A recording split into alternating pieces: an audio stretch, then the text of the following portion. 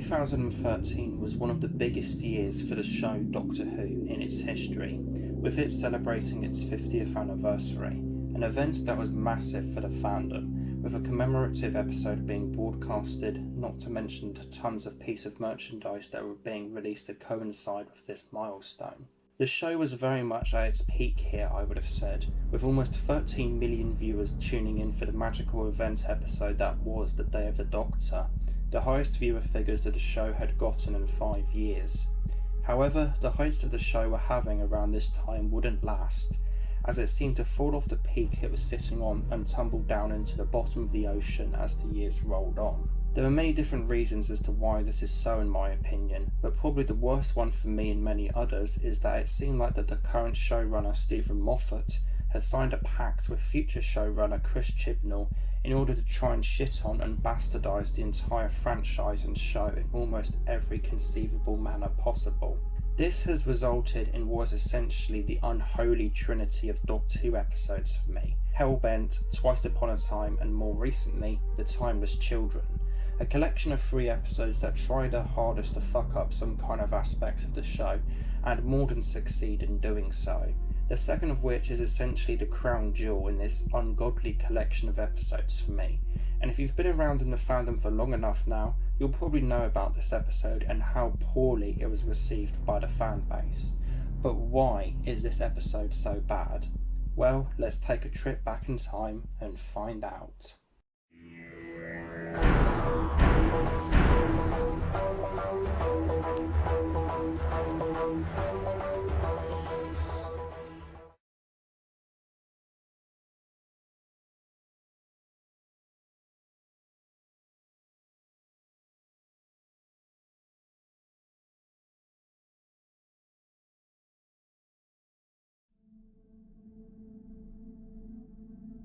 The 1960s was a massive decade for pop culture in general, with many of the most celebrated bands of all time either reigning supreme or at the start of what would become their massive careers and legacy: Led Zeppelin, the Beatles, Pink Floyd, and many more. Not to mention the many TV shows that captured the imagination of the general public, with one of them namely being Doctor Who. The first episode of the show, An Unearthly Child, aired on the 23rd of November 1963, and would be just the beginning of what is nearly a 60-year-old cultural phenomenon, with the show cementing itself as a mainstay in just a few weeks' time whenever it introduced the Daleks. The original intention of the show was for it to flip-flop between exciting science fiction adventures and intellectual and educational historical adventures for the family, with An Unearthly Child establishing who would be the main characters of the show: William Hartnell as the mysterious grandfather-like figure known as the Doctor, Carol Ann Ford as his equally as mysterious granddaughter Susan Foreman, along with Jacqueline Hill and William Russell as Barbara Wright and Ian Chesterton as Susan's teachers at Coal Hill School, who essentially get kidnapped and plunged on adventures with both their pupil and her grandfather. Thanks to their machine, dimensionally transcendentally disguised as the police telephone box, they see both the wonders of the universe and the history of planet Earth. Season 2 of the show started to show the adaptability of the program itself and how it could be interchanged pretty easily in some regards. In what was the 10th adventure of the entire show, and the second of this particular season, the Dalek invasion of Earth, the first companion departure of the show happened, with Susan falling in love with somebody that she had met on this adventure and being made to stay behind with him in that particular century under the decision of her grandfather, whom was thinking of what would be best for her. And by the end of the season, the TARDIS crew with regards to companions was completely reworked. In Story 11, The Rescue, Maureen O'Brien as the orphan Vicky joined the TARDIS crew, and in number 16 both Jacqueline Hill and William Russell would depart from the show, with Peter Purves as Stephen Taylor joining the crew, now consisting of him, the Doctor and Vicky at the end of the same story. Season 3 was a nightmare-like experience for the companions, and not all of them would be alive by the end of this run of episodes. In Story 20, Vicky would depart from the TARDIS crew and Greek servant girl Katerina, as played by Adrian Hill, would join the Doctor and Stephen. In the next story, The Daleks' Master Plan, Katerina died in the 4th episode by committing suicide to save the Doctor, Stephen and Space Security agents Brett Vion, from an escaped convict of the planet Desperus. At the end of the same episode, space agent Sarah Kingdom, as played by Jean Marsh, killed Brett Vion, who also turned out to be her brother, and joined the TARDIS crew now consisting of the Doctor, Stephen and herself after realising how evil the Daleks and villain of the story, Mavic Chen, really is throughout the forthcoming episodes. However, she wouldn't even make it past this serial, as Sarah got aged to death in the story's harrowing final episode. At the end of the next story, Jackie Lane playing Dodo Chaplet would join the Doctor and Stephen. Then in The Savages, Stephen would leave, then in the next one afterwards, Dodo departs and Michael Craze and Anarchy Wills playing Ben and Polly would join the Doctor.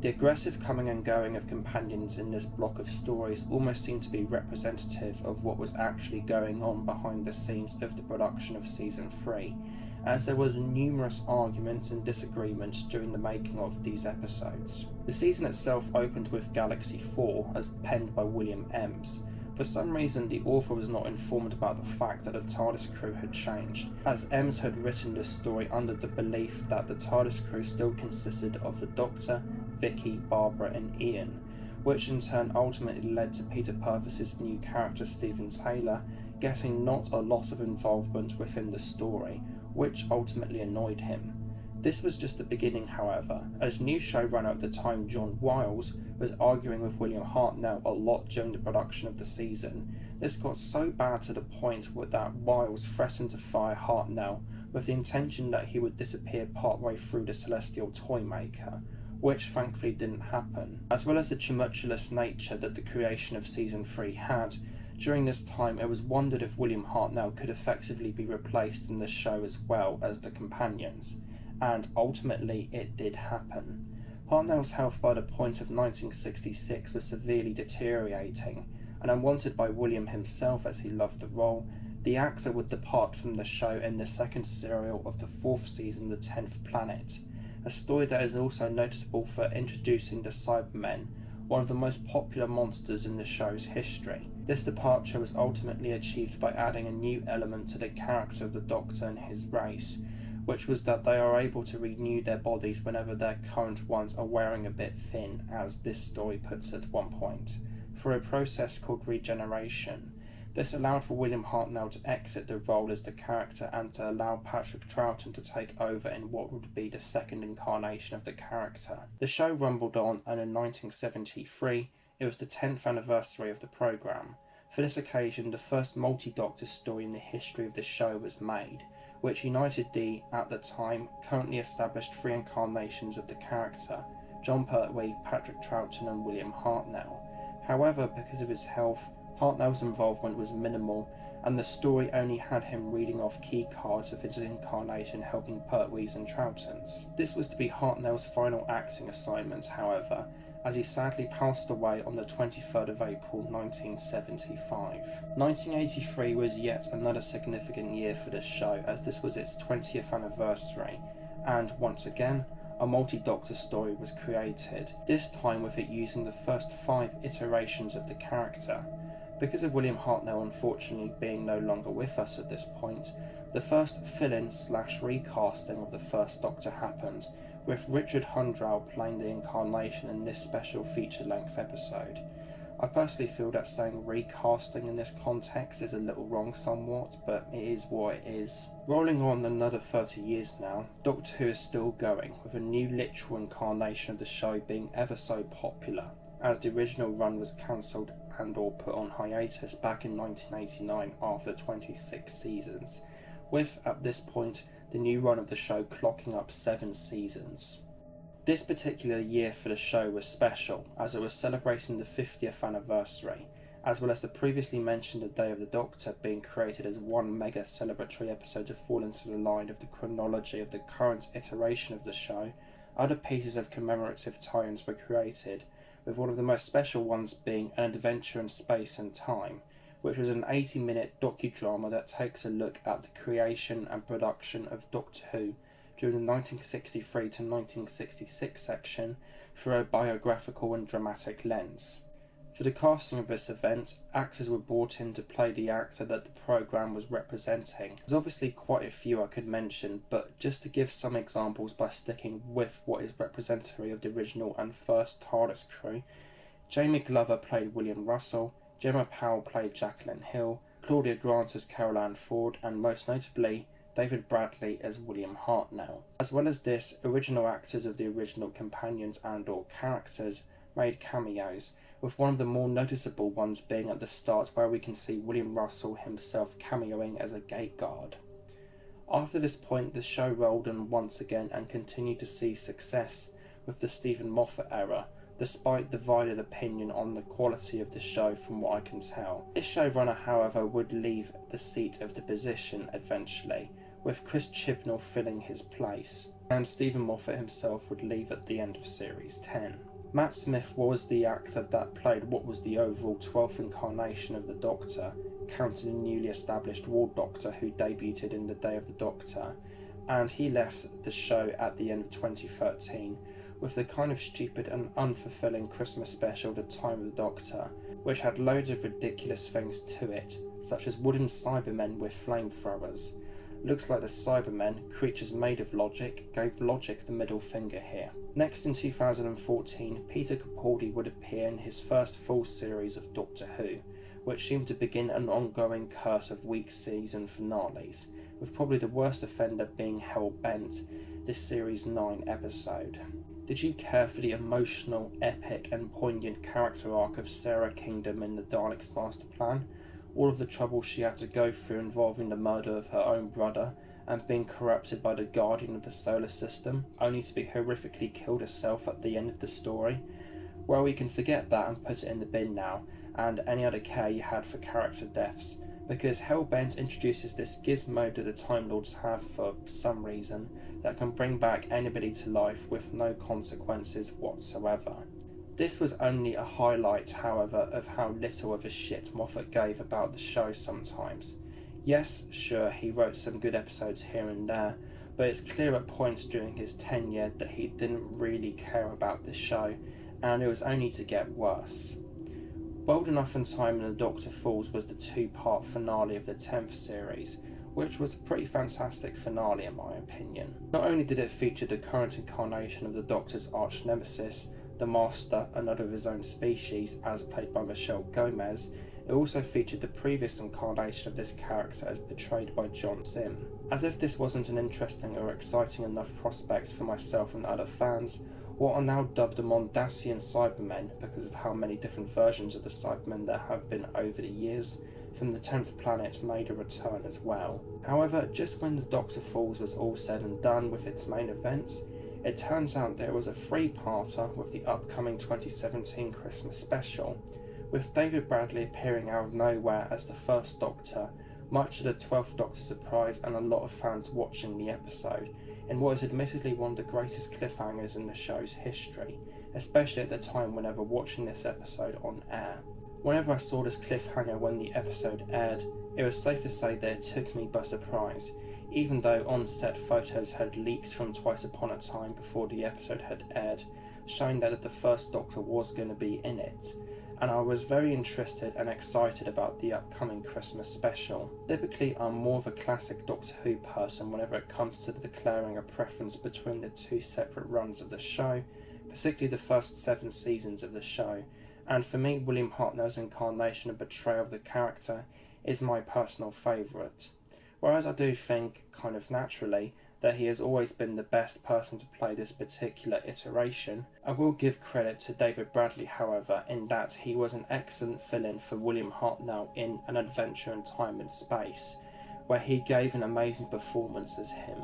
So seeing him coming out of nowhere and bumping into the 12th Doctor, as played by Peter Capaldi, one of the better actors and incarnations of the character from the modern run of the show, made me very excited, as I think that his character and Peter's would gel very well together and make for a great multi-Doctor story. Whereas I will say that both Bradley and Capaldi gave brilliant performances on screen in this episode, not to mention that their actor chemistry was phenomenal, man was the writing atrocious, and I don't think any word that is an adjective for poor quality can even begin to come close to describing how the writing was in this episode. From what I've heard, Stephen Moffat ultimately wanted to exit Doctor Who after the series 10 finale, but Chris Chibnall didn't want to start off his tenure with a Christmas episode for whatever reason. So Stephen wrote the special anyway, and it is beyond clear that Stephen Moffat did not give a single fuck when writing this episode. Not even the slightest one. Whereas the completely sexist, misogynistic, disgusting and disrespectful way that the First Doctor's amazing character is well and truly butchered and mutilated in this episode is the worst thing for me, I do want to make it clear that this episode isn't a complete train wreck just because of that, as it has so many other goddamn problems. Not only is this the worst Christmas special by a long shot, it is by far and beyond the worst regeneration story ever to put to screen, I would have said. At about 45 odd minutes in, all of the main events of the actual plot are done and dusted, but then it seems like Stephen Moffat realised that the episode needed to be an hour long for it to be a festive special, so he drags out the actual regeneration and ending part out, so thin to the point where it's like phyllo pastry. The last 10 minutes of this episode is one long, drawn-out, tedious and boring exercise of Peter Capaldi's Doctor coming to terms with morals about his life. He sees ghosts of Bill, Nardal and Clara for some reason, flaunts around the TARDIS shouting about pears for some fucking reason, and then Jodie Whittaker just suddenly farts into existence at the end. It's ultimately nothing but 600 seconds of rambling about things that end up not really meaning a goddamn thing. The plot itself is also very poor and extremely ill-conceived, with these horrible CGI glass people with the purpose of trying to preserve memories of humans for the Testimony Foundation, bringing together the 1st and 12th Doctors for some reason. The thing is, however, this makes no sense, as these glass avatars' purpose is apparently to get these memories right before these humans die. 1. How can they tell that the 1st and 12th Doctors are human, which they are not? 2. I thought regeneration has happened before the bodies died, and even before when they are about to die is a possibility of choice. In the 10th planet, the Doctor can sense that it is time to change his body because of it not being fit anymore, with him saying, "This old body of mine is wearing a bit thin," and holds it off until he gets back to the TARDIS. Granted, this doesn't happen all the time, as sometimes the Doctor is on the brink of death prior to regeneration, example, Logopolis, but in some particular circumstantial instances of events prior to a regeneration, it doesn't happen because the incarnation is about to die, particularly this regeneration of the First Doctor. One of the strangest things about this episode overall, in my opinion, is that it seems like Stephen Moffat was trying to write a comedy episode in some places, with the first 10 to 15 minutes having a similar feel and style to one whenever the First Doctor bumps into the 12th. There are one or two funny lines here and there, such as the first saying, "Have I been burgled?" whenever he sees the interior of the 12th Doctor's TARDIS for the first time, but for the most part the comedy is extremely unfunny overall, mainly because the writer of the episode utilises William Hartnell's Doctor as a punching bag and dispenser for god-awful, cringy and unfunny lines that are completely out of character for this iteration. Whenever I watched this episode, it seemed like Stephen Moffat didn't care at all about what the character of the First Doctor was actually like, and viewed him as a vessel for going back to the 1960s and using quirks from that time period as a source of comedy for this story given by him, namely female-centred jokes. Yes, in his original run there were sometimes moments where the character had very of-the-time pieces of dialogue. For example, in the Dalek Invasion of Earth, he threatens Susan with a, quote, "jolly good smacked bottom," a line that gets reused wholly in Twice Upon a Time but directed to Bill now for some reason. One of the more alarming moments of these is at the end of the Daleks' Master Plan, Episode 7, The Feast of Stephen, where there's quite a startling moment where he exclaims that he wants to get out of the Hollywood movie set that him, Stephen and Sarah are in, because it's apparently all full of Arabs. Is this version of the main character actually racist? No, just a very bizarre instance of writing from a long time ago that doesn't reflect the views of the First Doctor and actual character in any way. Plus, if you were to go back and look at classic Doctor Who, there's quite a few moments of writing that wouldn't fly today. In The Celestial Toymaker, a character actually says the N-word, and in The Mutants, a third Doctor story, there's actually a black character named Cotton. I'm not trying to say here, or ever will, that older Doctor Who or anybody associated with that particular run is and or are bad pieces of television and or people, because it is writing from a different time and things like that are bound to change over the years, particularly with older episodes of Doctor Who that have been produced in a vastly different landscape of culture. Heck, even the season 14 Blu-ray box set has a language warning on it because of the talents of Wang Chiang.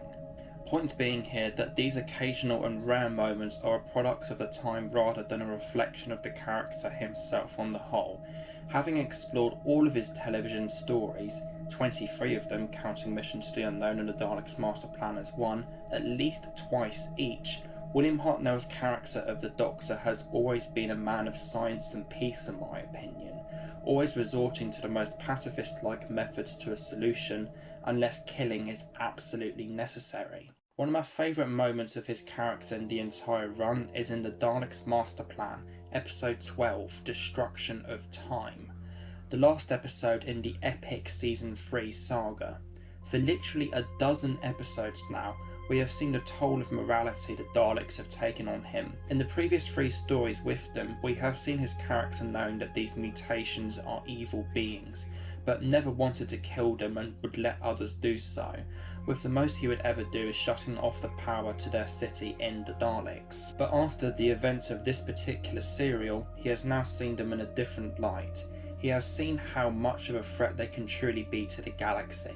and what powers they can truly have, ultimately resulting in him using the Daleks' own weapon against them in an attempt to destroy them himself. His anguish at what the Daleks have done and how devastated he is aptly shown for me during the episode's closing moments. Our protagonist is initially happy and triumphant that the Daleks have been destroyed, but his friend Stephen, almost crying when saying the names of their friends that they have lost recently, brings the Doctor back down to earth, with him adding, "What a waste, what a terrible, terrible waste," at the very end of the episode. In his original run of 28 stories, the writers gave him so much depth and nuance to his character that it is beyond commendable how they were able to create such a multifaceted character that is probably the absolute greatest character of all time for me. However, instead of getting a writer that actually understands this character for this episode, we get Stephen Moffat, some twat that clearly doesn't understand anything about this amazing incarnation and thinks he can write him anyway by the looks of it. There are so many moments in this episode that made me cringe at what came out of David Bradley's mouth. Aren't all women made of glass in a way? And my personal favourite, the only thing here that hasn't been cleaned. In fact, this whole place could do with a good dusting. Obviously, Polly isn't around anymore. I wonder how Anarchy Wills reacted to this. Speaking of which, where in the fuck are Polly and Ben during the events of this episode? We get to see their dreadful impersonators at the start doing an awful job, and then they vanish. Were they just chilling out back at Snowcat Base having a cup of tea watching Coronation Street or something? Who the fuck knows, because it's never explained and they never get mentioned or seen ever again in this episode after this dreadful dusting moment. On the top of missing characterial logic, let's talk about the regenerative timeline of the 1st and 12th Doctors. So both are essentially plucked out of their own timeline and somehow manage to hold off the regeneration for the entire duration of this episode for some reason. Why? Well, apparently they're having a, quote, grace period. What is a grace period of regeneration exactly? Who the hell knows? Who the hell cares? An incarnation of the Doctor not wanting to regenerate is an amazing morality character facet, I would have said, and can be done extremely well, like in the guilty pleasure-esque, for me, The End of Time. And it seems like we're going to get something like that again at the end of The Doctor Falls, but with its continuation here in Twice Upon a Time, we don't get any development on it, but instead a lazy one-line excuse for the two being able to go through the events of this episode. This is something that makes even less sense when we put the first Doctor into the frame. Over the course of his adventures, particularly in Season 3, we see him being ever more weakened, whether it be being aged possibly hundreds of years at the end of the Daleks' Master Plan, to the machine he gets subjected to in the Savages, eventually leading to him coming to terms with that his body is not fit anymore for him to continue his adventures in, resulting him involuntarily regenerating on the 10th planet. To me, every incarnation of our main character has essentially been a different character, with each of them having their own unique traits and intricacies. For example, I would have said Patrick Troughton's Doctor is much more gun-ho than William Hartnell's, very much losing that pacifist edge, like how The Enemy of the World ends with a fist fight between him and his doppelganger, leading to Salamander being ejected into the time vortex, or how he's completely condoning of the slaughter of the Daleks and the evil of the Daleks, and pretty much the same thing with the creature in Fury from the Deep, not to mention him killing a few Ice Warriors in the Seeds of Death. I know that there is this rule throughout the show of our main character in that he won't ever hold a gun or kill something, but to me there are so many moments where this is broken, massive example being the Patrick Troughton era. In my opinion and interpretation, William Hartnell's was very much a grandfatherly figure, with him being considerably weak in some regards throughout his era. There's so many moments throughout his tenure where he would need to stop, sit down and pause for breath because of it being so strenuous on his character, not to mention the various things that happened to him throughout his adventures, making him even weaker. If any Doctor was to somehow withhold a regeneration for such a, not specified but clearly, long piece of time, like in Twice Upon a Time, the very last one I would think of being able to do so would be the first.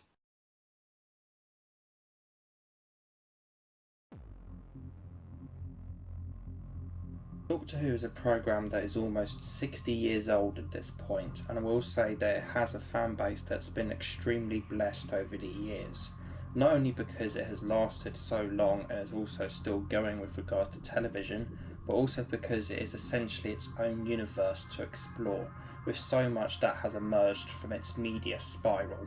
As well as the 26 seasons of the classic run and currently 12 of the revived run, there are numerous books, comic books, audio dramas and other things either paying tribute to or continuing to expand and develop the pre-existing universe of the show, which I am grateful for in terms of additions to the show, as they can be very rewarding and even help improve something from the show. Big Finish is one of the key cornerstones of this in my opinion, having helped to enhance numerous pieces and parts of the show's enormous history, whether it be their most iconic range of Doctor Who audios with the monthly range, which is due to end at their 275th instalment in March 2021 with The End of the Beginning, to the many spin-offs and other releases that have also emerged, like Beneath Summerfield, Jago and Lightfoot, and many, many more. Whereas I would say that ultimately I may not be the biggest fan of Big Finish in the world, as I do have a couple minor critiques of the company itself, I still have enormous respect for what they have done with the show's characters, and they have made some truly amazing productions. Project Twilight is easily one of the best things to do with Doctor Who in my opinion, and it is what made me love the Sixth Doctor, and what made him my third favourite incarnation of the character at one point. And I could say similar things about the vast realms of Doctor Who novels, of which I have reviewed and explored many of on this channel in the past, with them also having some of the best things that the show's title can bring, like The Witch Hunters and The Murder Game, both written by Steve Lyons. Whereas these installments may not be traditional Doctor Who in what was presented to us in the classic run of the show, as they do certainly push the boundaries in quite a few areas, I still think every fan should at the very least be appreciative of what these books and audios have done for the franchise, regardless if you enjoy them or not, and discounting them is ungrateful and pretty stupid in my opinion. With a show that has been going on for nearly 60 years, potentially thousands of stories one can explore and enjoy, with layers upon layers of canonicals, history is one of the most fickle and dodgy parts of the show, which would make it extremely difficult to write for in that regard, I would have said. Loads of entries as to what could be considered a Doctor Who story could very well be treading on hot coals if it considers to tackle history, whether it be to pay homage or to expand upon considering what has come before it.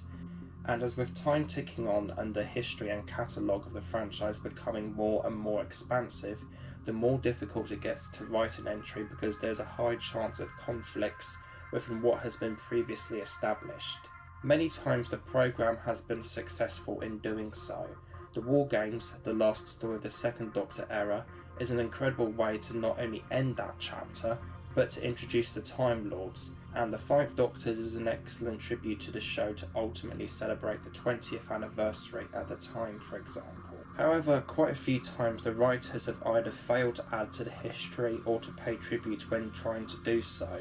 and I would have said that the modern iteration in recent years has had quite a few moments of where this has happened. Several reasons could be drawn up to explain as to how and why this is so, but one of the biggest ones in my opinion is the history itself, as it is a factor that can severely harm and work against an entry. The other two in the unholy trinity that I mentioned earlier are big examples, however the most exemplary is without question Twice Upon a Time.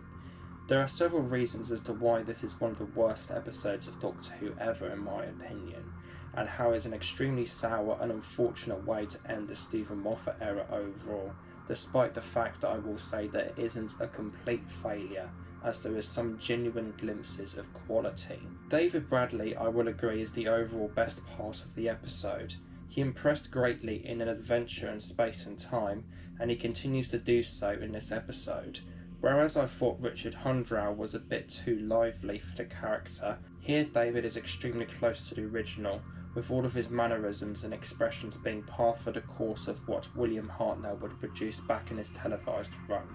If anybody has the capability of filling in and bringing the First Doctor back to screen in some capacity, it would be this guy. Both Bradley and Peter Capaldi are excellent in this episode, and their actor chemistry is phenomenal, and it's not the former's fault for the awful First Doctor stuff, which is mainly why this episode is so disappointing for myself. Having one of the best Doctor incarnations from the modern era and the best of all time meeting up is an incredible prospect, and as such this episode had serious potential in my opinion. Whenever I first watched the Series 10 finale, I thought it was a pretty good end to the series. After broadcast, I thought they had the reoccurring curse of how the two-part finales of Series 8 and 9 had one amazing first episode and one considerably weaker episode,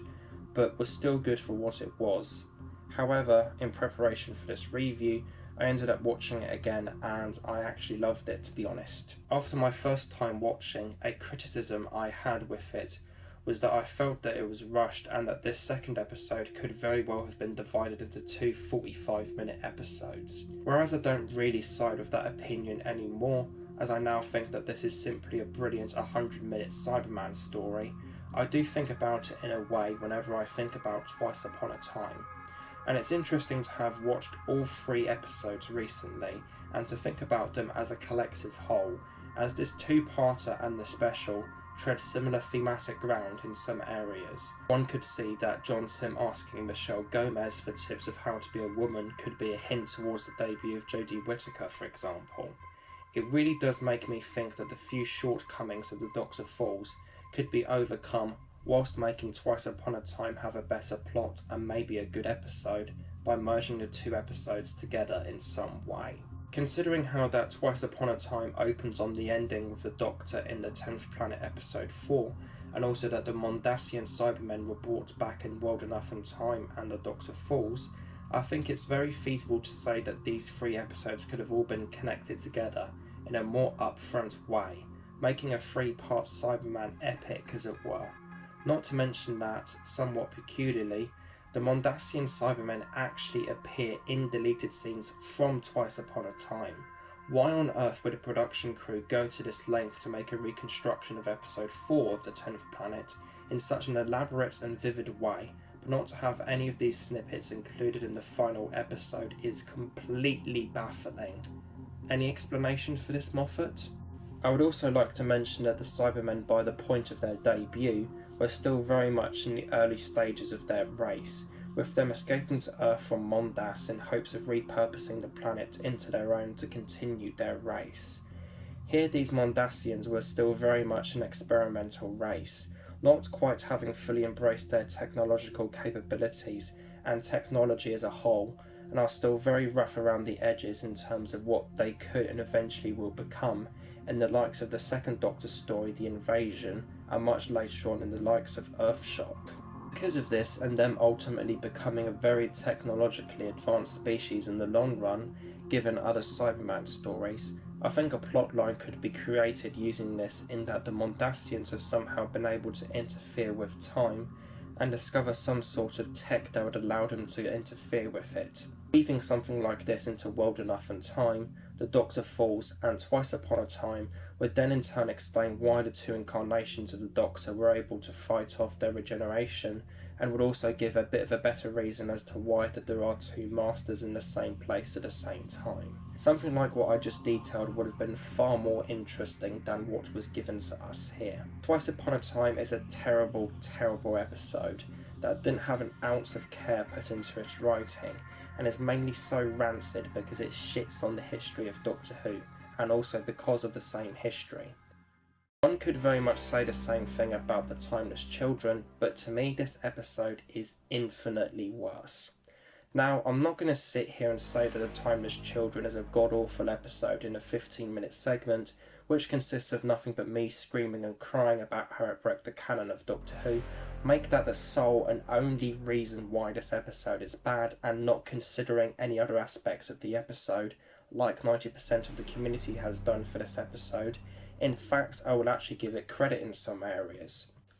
1. The writing actually had effort put into it, say what you will about the quality of said writing. 2. The Timeless Child itself is a fantastic idea, and would have been great if it was not given to the Doctor and instead the Master.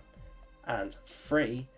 This outing of the Doctor's aforementioned nemesis has some moments that are feasible and workable for the character, I would have said. Him being the Timeless Child could very well have broken other things in the show's canon, such as him yearning for more regenerations after using them all up in the likes of the Deadly Assassin, but it would have been a fantastic and fascinating dynamic for the antagonist, finally driven insane by the amount of lives he has had, and he wipes out the very race that he was a part of, and in turn creates another race of superkillers with infinite lives to destroy and plunder the galaxy in his blind, maniacal hatred. And I will also say that it being a disrespect to the legacy of William Hartnell's is a big stretch. He was always the first incarnation of the character presented to us, no matter what the show tries to tell us. Him paving the way and laying the foundation for the character is a legacy that can never, ever be taken away. Plus, I would also say that it's a struggle for me to call this episode bad, as the main thing that I dislike about the episode itself is the backstory the Doctor is saddled with, which for me is cheap, unnecessary and kind of lame. Part of the quality and power that Gallifrey and the Time Lords as well as the Doctor had was the mystery and unknowing of these entities. Outside of that, The Timeless Children is a pretty decent but ultimately average series finale in my opinion. With Twice Upon a Time, however, there is very little I can really give it credit for, like some good acting and a nice scene of the truce of 1914, which was sadly nothing but a segue into the failure of a regenerative sequence that the 12th Doctor had. The Timeless Children is definitely the worst episode in terms of the canon of the show, but at least that's a functional episode and piece of television. This installment, however, is miles away from being anything remotely functional as a competent chapter to the show, and I would have said that if either episode was a disrespect to the legacy of William Hartnell, it would be this one.